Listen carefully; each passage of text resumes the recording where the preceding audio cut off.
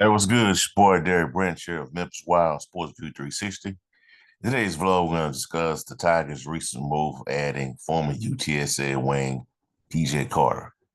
All right, so on Tuesday night, it was reported by multiple insiders that Memphis had added former UTSA Roadrunner scorer PJ Carter. But here's what's interesting about that whole transaction, to be honest. Carter had transferred to Rice, which is also in the AAC, but never reported to campus. So y'all know about that whole, loophole where players could commit to a program, verbally and things like that. But if they don't land on campus, set foot into campus, they're pretty much still a free agent. So what Memphis did is swooped in, and I'm pretty sure Rick Stansberry, Slick Rick, played a played a hand had a hand in that whole transaction. And I'm assuming they made an offer to him, some NIL was involved, and he wasted no time coming into this program. So there you have it. Memphis gets that coveted wing that they've been looking for since David Jones declared for the NBA draft for this upcoming year. Now, can he be another version of David Jones? Who knows? But he got his numbers with the UTSA is pretty good. He can score, man, especially from beyond the arc. You know, he was a member of UTSA, a team last year that pretty much was giving everybody scares. Everybody. Memphis included, because last year I was there when they played UTSA and game went into overtime. Um, he had 10 points in that game. 10 points on 4 of 9 shooting from the floor.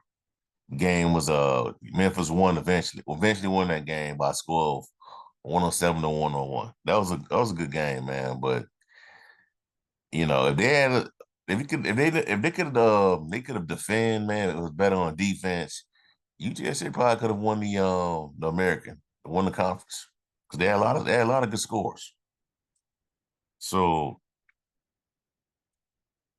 Carter will be a fifth year senior, and he will give the Tigers another lethal score from beyond the arc. He appeared in 31 games with 10 starts for UTSA and averaged 9.5 points per game and 19.8 minutes per game. He also averaged 2.4 rebounds and zero point 0.9 assists as well. But his biggest bang for Memphis, and including himself, is going to be in the scoring department.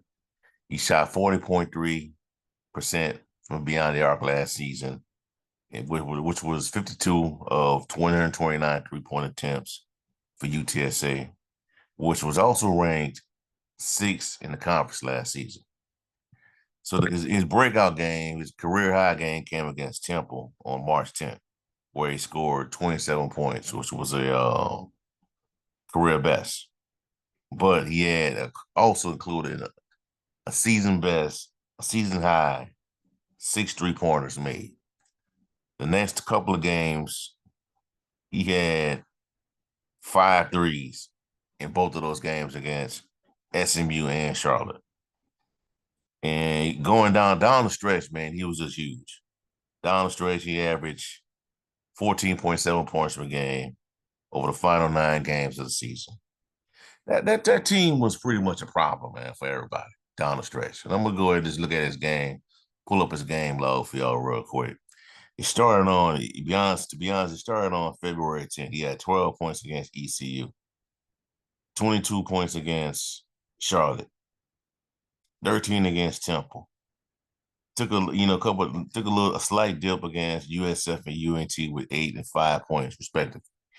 Then back against Temple, against Tulsa, 10 points, SMU 23, and against Temple, he had the career high at 27 points.